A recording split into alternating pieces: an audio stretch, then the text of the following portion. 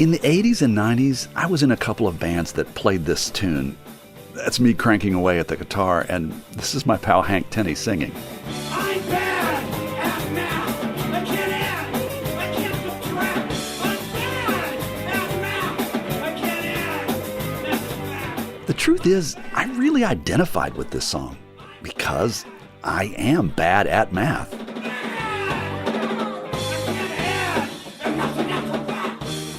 Maybe that's because there was some confusion in how I was taught.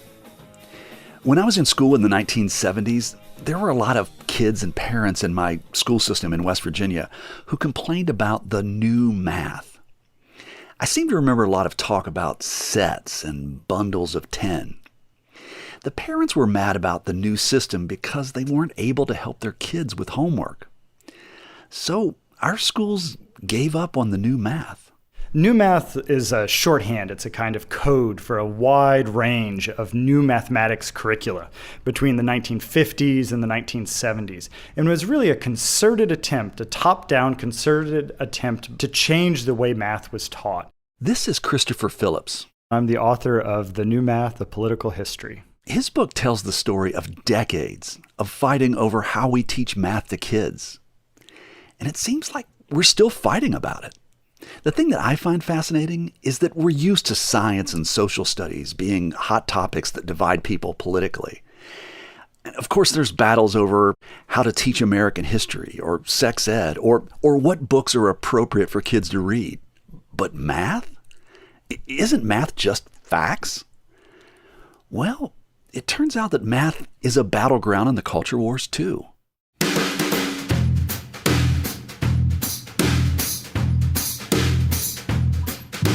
From West Virginia Public Broadcasting and PRX, this is Us and Them. It's the podcast where we tell stories from America's cultural divides. I'm Trey Kay. Today, we look at how America approaches the teaching of mathematics. From new math to No Child Left Behind to Common Core, how we teach addition, subtraction, multiplication, and division can literally cause division. I saw this story in The Blaze last week, and I love it. It is one father who wrote this math problem out.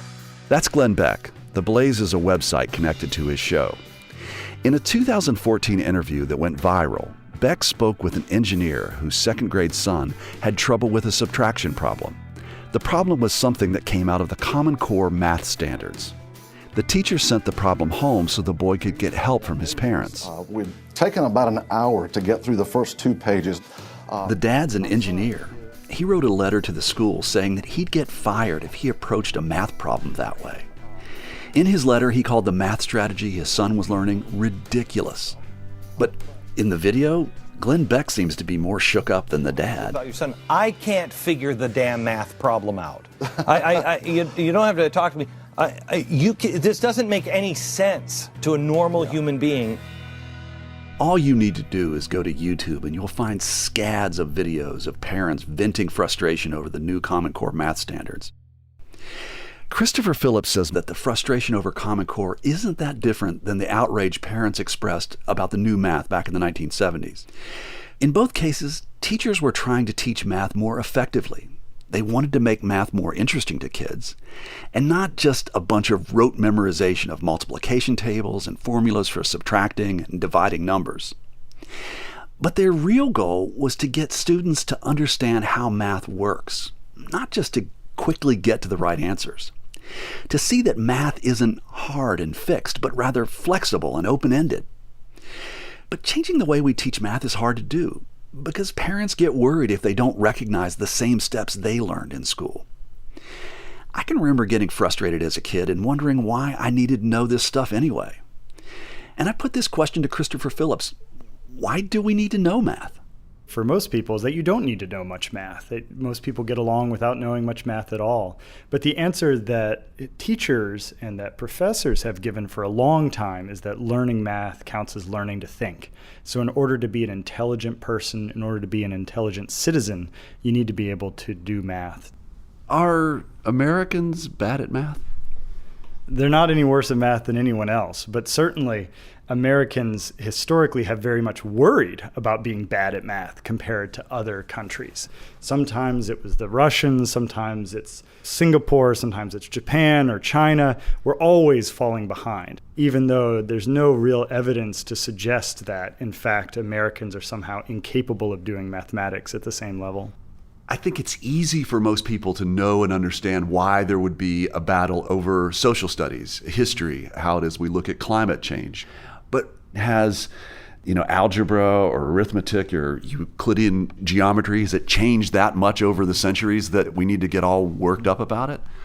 So no, the answer is it hasn't changed, in fact. And that's what's really surprising about the debates about mathematics, is that they're not debates about the content per se, but they're debates about how you learn mathematics. They're debates about the way in which you arrive at certain and reliable knowledge. Was this really kind of sparked by our Cold War paranoia, and that we really kind of needed to keep a step ahead of the Soviets? That was absolutely part of it. So the Cold War origins were deeply connected with the new math, in the sense that if we were not learning mathematics correctly in the United States, then that meant that other countries might move ahead. And so if math is tied to the science and science is tied to the military, then falling behind in mathematics means risking losing the Cold War militaristically. Now, it also was before the Cold War, in the sense that for decades, the 30s and the 40s, in addition to the 50s, people were complaining about the quality of math education. The purpose of math class for progressive educators in the 30s and 40s was to prepare people to be good at life, to be able to measure things, to be able to weigh themselves, to be able to get an average of responses. And for conservatives, they said this wasn't mathematics. This wasn't actually what professional mathematicians did. And so in order to restore rigor to the classroom, to get rid of this namby-pamby influence of progressives, you had to put academic mathematicians in charge of the curriculum. We weren't going to coddle these kids anymore. Absolutely. We should make them learn real mathematics. And where do you find real mathematics? You find it in the university. So those are the people you go to put in charge of the math curriculum. And the NSF, the National Science Foundation, essentially paid mathematicians and school teachers in roughly equal numbers, starting in 1958, to rewrite textbooks from kindergarten all the way through 12th grade. And the goal was to create a whole new curriculum that would then serve as a model for publishers. And of course, one of the problems they faced is that you can't just go in and change all the textbooks in the United States. Textbooks don't work like that. Teachers, in some cases districts, in some cases states, set the textbooks of their classrooms. And so the federal government has no authority in the 1950s or today over which textbooks students use. We've covered how local school districts adopt textbooks in other Us and Them episodes. Go to our show's archive at usandthempodcast.com and check out The Great Textbook War, Textbook Watchdogs, and Hello, Mary Lou to hear stories about grassroots folks taking a stand on adopting the kinds of textbooks they want for their children. Christopher Phillips says mathematicians did a fine job of developing new concepts for teaching math, but didn't really have a great plan for implementing these new methods. In order to change the way students learn mathematics, they had to think about not only changing the textbooks, but also changing how teachers were trained and changing how, in fact, parents understood the math curriculum. And to some extent, this is why people have seen the new math as a failure, is that they were able to get the textbooks changed, but they weren't able to train the teachers and the parents to really accept the new change in the textbooks over time. Was new math a liberal or a conservative initiative that was being championed? The amazing thing about the new math is that everyone supported the new math, just about politically. It was good business. Liberal reformers in education schools and in positions of educational policy supported the new math because it meant federal funds to improve education, which is a goal they had held for a long time. On the right, though, the new math was widely supported because it meant putting mathematicians in charge of the curriculum, not progressive educators or people trained in schools of education. Now, of course, that's not the way it's remembered now, but it's important to recognize that throughout the late 1950s and early 1960s, the new math was a widely bipartisan effort to improve the nation's schools. Talk about the bizarre look of the textbook. So the textbooks no longer were focused on learning arithmetic, even in the elementary school classroom. It's not that they didn't teach arithmetic, it's that they reformed the entire textbook around introducing the notion of sets. So what is a set? What's a set of objects? And these could be mathematical and they could be non-mathematical. So you could have a set of the months, or you could have a set of names that begin with L.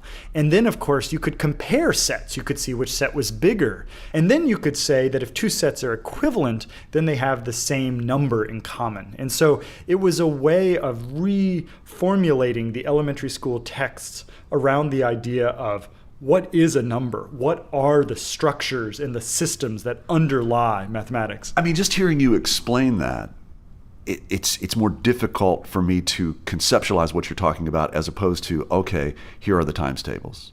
Well, it could be because I'm not describing it very well, but it also could be because, in fact, that's why they wanted to start in kindergarten. These things weren't simple things to get your head around. And so if you really wanted adults to have some idea of the conceptual foundations of mathematics, you had to start early.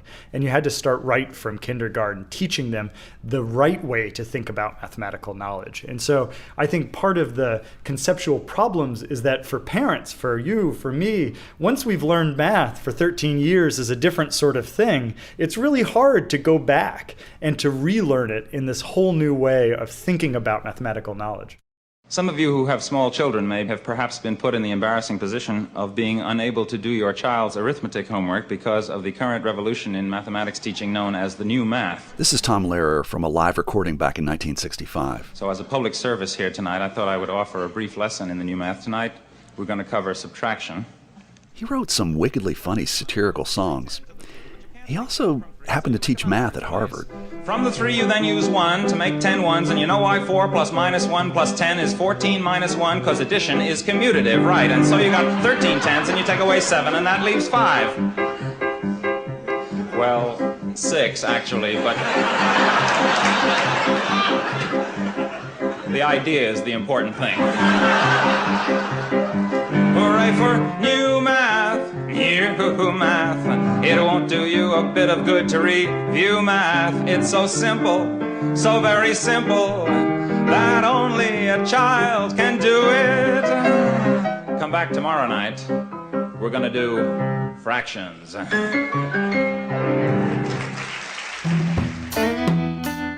Coming up, yes, we've been down this road before. Christopher Phillips outlines the cyclical patterns of education debates. What cycles is not the claim that we're falling behind. That's pretty much universal. What cycles is who gets blamed for that and what gets blamed for that. I'm Trey Kay, and this is Us and Them, which is supported in part by the West Virginia Humanities Council, the CRC Foundation, and the Daywood Foundation.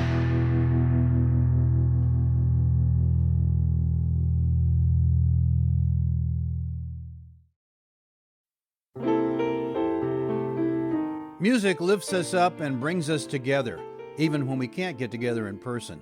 Mountain Stage brings you live performances on the air, online, and in our podcast.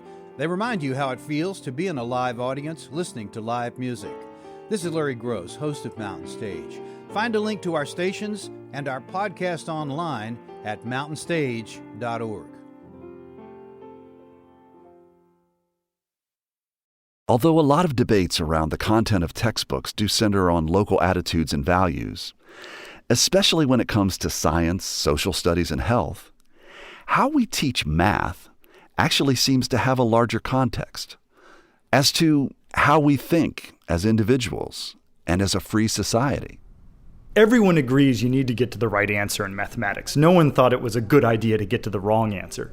But getting to the right answer has a number of different possible avenues. And for the new math's defenders, what they thought was that if we train people to just follow authority, then how are we any different from the authoritarians in the Soviet Union? So in the context of the Cold War, there's a sense that learning mathematics by deferring to authority just turns us all into Soviets. And so what we need to do is learn mathematics as Americans learn mathematics, which is to say, freely, logically, rationally, reasonably, to use the kinds of personality traits or the ways in which Americans reason in order to come to the right answer, not just defer to authority. So if we learn this mathematic rigor, would that back in those days be an inoculation against communism? Well, being able to reason freely was widely thought to be one of the major defenses. How can we convince people to be free and rational individuals? And so the new math becomes part of this debate because the mathematics curriculum becomes the place where you can actually train people to get the right answer, but to do so without blindly deferring to authority. Is part of the problem that if you teach math one way, you're going to have people who can do their times tables with ease? If you teach it a different way, you might get a free-thinking student who is not necessarily going to fall in line with society. So some people think the new math worked because it was training people to be flexible, creative thinkers that led to this backlash of the 1970s against this kind of a top-down form of education. So in some people's views, actually, the new math worked too well. It created a generation of radicalized mathematicians who were critics of the government, say. In more ways than just mathematics. In more ways than just mathematics, exactly. That you get kind of this radicalized generation.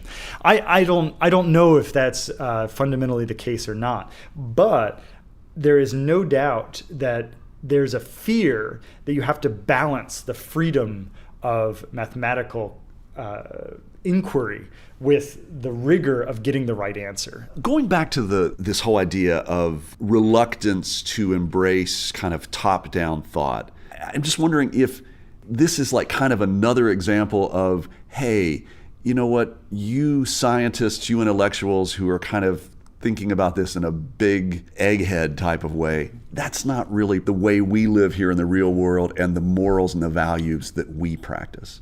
That's exactly right. And in fact, on the House floor, they would condemn the new math in the same breath as they would condemn all these other curriculum programs. Some of these new curriculum programs were just seen to really take power away from the traditional structures of authority in the community, whether it was the church or whether it was the family or whether it was the local neighborhood association. So by the mid-1970s, the new math is really an emblem of what can go wrong when you give elite mathematicians too much power. Ultimately, new math was rejected in the 1970s. Christopher Phillips says arguments about the ability of modern mathematics to promote intellectual discipline ceased to be compelling. By the end of the 70s, educators were gun-shy about using these teaching methods. They were weary of all the controversy and adopted a back-to-basics approach. Then, in the 1980s, the Reagan administration released a scathing report called A Nation at Risk. It said that the United States was vulnerable because schools weren't rigorous enough.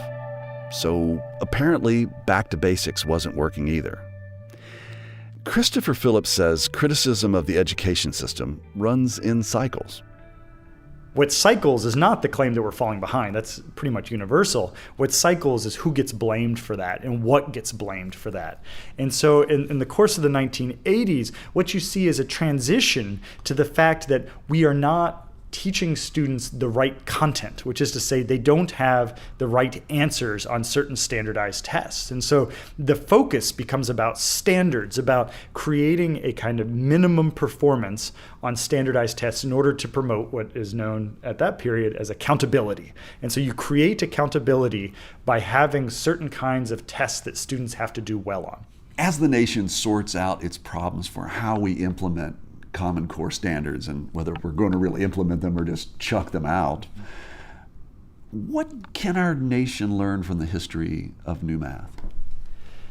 The new math is great historical evidence that, first of all, education creates strange bedfellows. But it also reminds us that the way an educational reform happens and the way it is remembered can be very different from the way it was designed. What's not new is the fact that there's a debate about how you learn mathematics. What's not new is the mathematics itself, which is in fact hasn't changed in the last 50 years. What is new are the political debates about the purpose of the mathematics classroom, about the role that the mathematics classroom plays in the formation of citizens. And that's really what changes, is the way in which people conceive the mathematics classroom as a place where you train students to think in a certain way.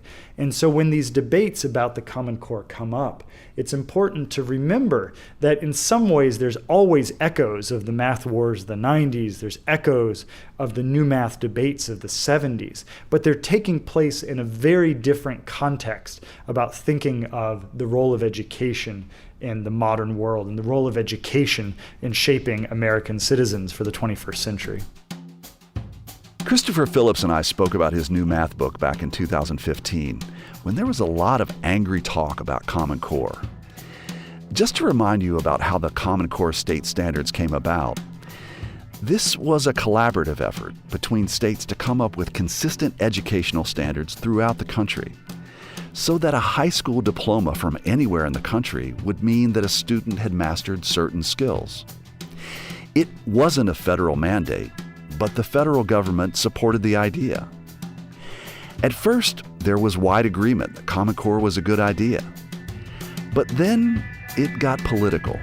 Common Core, a total disaster. The Department of Education, like every federal agency, will never be satisfied. A disaster. And they will use Common Core or any other requirements that exist nationally to force it down the throats of our people in our states. And if I'm elected president in the first days as president, I will direct the Department of Education that Common Core ends that day. But since Donald Trump was elected and nominated Betsy DeVos as Education Secretary, it seems like we've barely heard boo about Common Core. I wanted to follow up on and find out just what happened to Common Core. I checked in with someone who's been following education trends for the past 20 years. Greg Topo has been an education reporter for the Associated Press and is currently the national education reporter for USA Today. In 2011, Greg's team investigated educator-led cheating on standardized tests. This reporting prompted the Washington, D.C. Inspector General to investigate rampant cheating in D.C. schools. Greg listened to my interview with Christopher Phillips about new math, and I wondered if the battle over math curriculum decades ago felt familiar to him. I asked him if he thinks initiatives like new math and Common Core always rise and fall on the fickle whims of politics and ideology. Yeah, and I think that you identify something that really does seem to sort of come around again and again and again in education. Basically, good ideas start with a kind of momentum and just sort of fall apart. A lot of times, as you say, for sort of fickle political reasons. Sometimes it's sort of shifting political winds. Sometimes it's just because of who champions a given idea. In this piece, it seemed to start off with bipartisan support and really an idea that the nation was really kind of at risk, that we had subpar mathematical students, that we weren't doing a good job of teaching mathematics. And everybody, all the politicians, all of the big thinkers seemed to be on board that this was a good idea. And then the wheels seemed to come off, right? That's right. And actually, you identify even another thing which happens a lot again and again and again, which is that we have to start with a crisis, right? We have the first job is to persuade Americans that we have a crisis of some sort, because people don't really act until we're in peril. So that's the first thing that has to happen.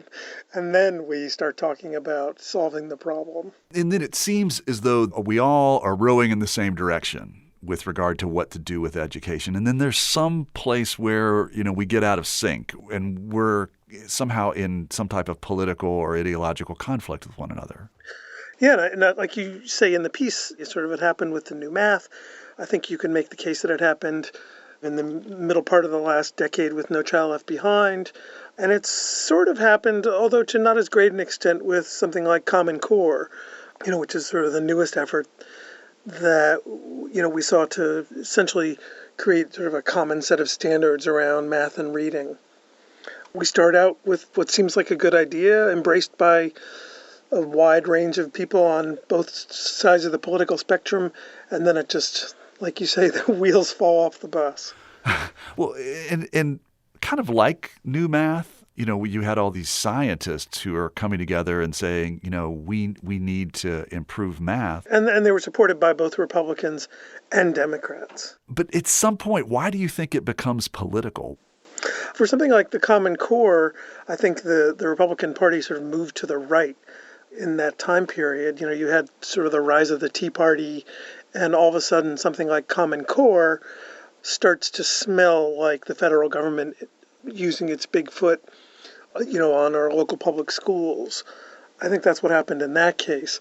But, it's usually something like that, right? People just decide that this sort of good idea isn't what they had in mind, or somebody, in this case of Common Core, it was somebody like Barack Obama, supported it pretty strongly. And, that was just unconscionable for the right as well. Well, Common Core was a lightning rod issue in the 2016 election. Donald Trump, it was one of the points that he made often on the campaign trail, that he promised to do away with Common Core. What do you expect the future of Common Core will be in the Trump era? It's really interesting because on the one hand, you see somebody like Trump saying, let's do away with the Common Core. His education secretary is basically trying to make the case that sort of the Common Core is no more, even though that's not really the case in reality. As much as people on the right would like to say that Common Core is dead or gone or what have you, it's still the de facto state standards in about, I think, almost 40 states at this point. There were a handful of states that, in this sort of mad rush against the Common Core, sort of moved to sort of scale it back or get rid of it. In a couple of cases, they just renamed it without really doing much to it. I remember to me the most sort of potent political gamesmanship was that Republicans started calling it Obama Core, which I thought was really clever, actually. My prediction would be that it really is just going to sort of quietly persist as the next couple of years go by. It seems that Common Core, in a way, was something that, in a weird way, kind of united the right and left because they both hated it. The people on the left, I think, hated it because of so much emphasis put on the testing or the accountability part of Common Core. And it seemed that people on the far right were concerned about Common Core being, I guess, some type of big brother curriculum that was coming from, Washington, and that they wanted to have more local control to the standards or the curriculum that was presented to their children. Is that the way you see it? I think that's right. And actually the word curriculum was thrown around a lot, even though the people who know what Common Core actually is will say, wait a minute, it's not a curriculum. It's just a set of standards. It's just a set of essentially statements about what kids ought to know. That's it. How schools get the job done is up to them.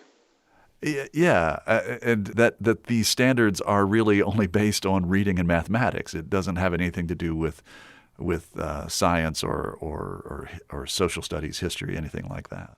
Yeah, that's right. And that to me is actually another surprising thing about it. You would think that the Common Core was all about, how should we teach X moment in history, or how should we teach evolution, or how should we teach, human sexuality or something like that. And it really is it's just English and math, folks. It's pretty basic stuff. But Greg Topo says all of these education reforms do change the way kids learn. Forgetting what the results are, we do get results, and they may be unintended results, but, making a decision about something like math on, one day can give us a result many years later that we didn't intend to get. So it's important to focus on day one on how we're teaching things like math and English and even social studies and science, because they will help our kids sort of think in a different way. If you kind of fast forward to what we're doing these days, right, in a lot of schools, it's to do things like teach children computer coding and to teach them STEM, right, science, technology, engineering, and math skills. These are pretty good ideas. They seem like they'll yield some great results. But what might be the unanticipated result of teaching kids to think like computer programmers? I mean, there are already some people who say that having kids do things like systems thinking might make them sort of less able to be empathetic to one another, or to have relationships one-to-one, because they're constantly thinking about how the system works, right? I wouldn't say that I subscribe to that, but there is some writing and some thinking questioning that.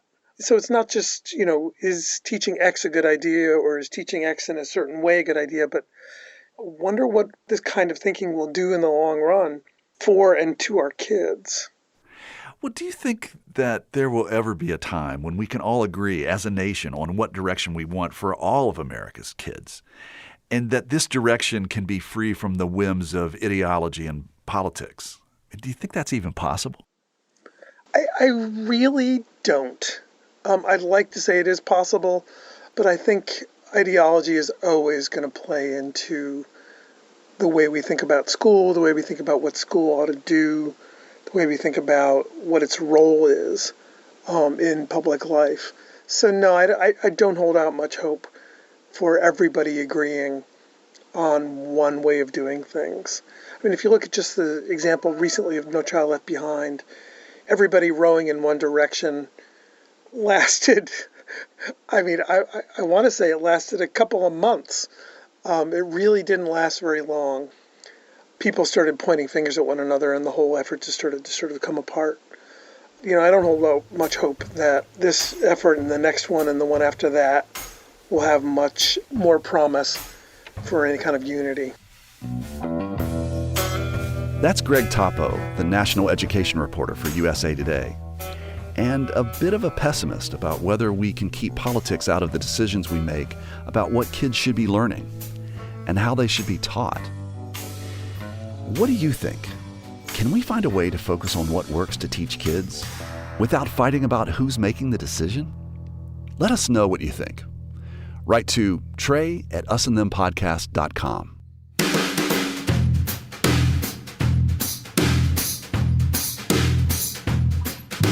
You've been listening to Us and Them. Our show was written and produced by me, Trey Kay, Lori Stern, Chris Julin, and Mitch Hanley. Catherine Winter edited the program. Joni Deutsch is our digital producer. Michael Lipton and Tristan Lozow wrote and performed the Us and Them show music. Mark Lerner designed our logo. Rita Kristofi and Mariana Trofimova designed our website at usandthempodcast.com and provide us with images for the web.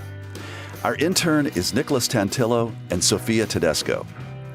The marvelous people at PRX and West Virginia Public Broadcasting make Us and Them possible.